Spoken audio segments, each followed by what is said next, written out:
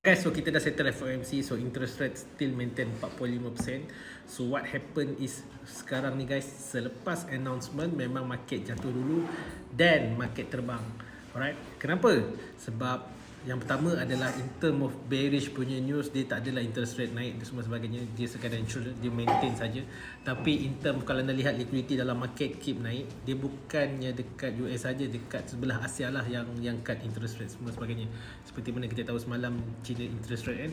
So bila dah clear decision macam ni, what happen is since pagi tadi market pumping dan terus pumping, dan sekarang ini market cuba untuk pecah $100,000.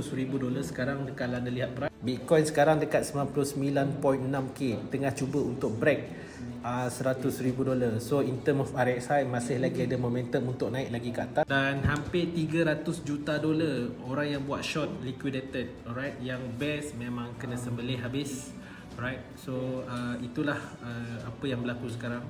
Asalkan tidak ada bad news, asalkan tidak ada benda panik, market akan slowly naik disebabkan oleh stagflation dan juga inflation.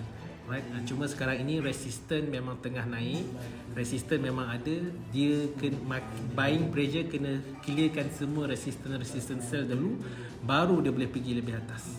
Right? Jadi komen guys, adakah Bitcoin akan berada pada 100k pada minggu ini ataupun tidak guys?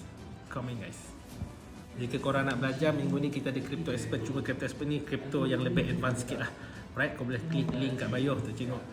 Okay, right. Cuma untuk berhati-hati, kita masih lagi ada CME gap dekat 92 dan 93k ni. Dia partially close. Alright.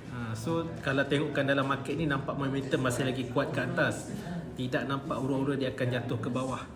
Tapi apa pun, as long as resistance break dan kita dapat bertahan that resistance, that is our new price guys. Okay guys, belajar tu kata saya, jumpa lagi guys.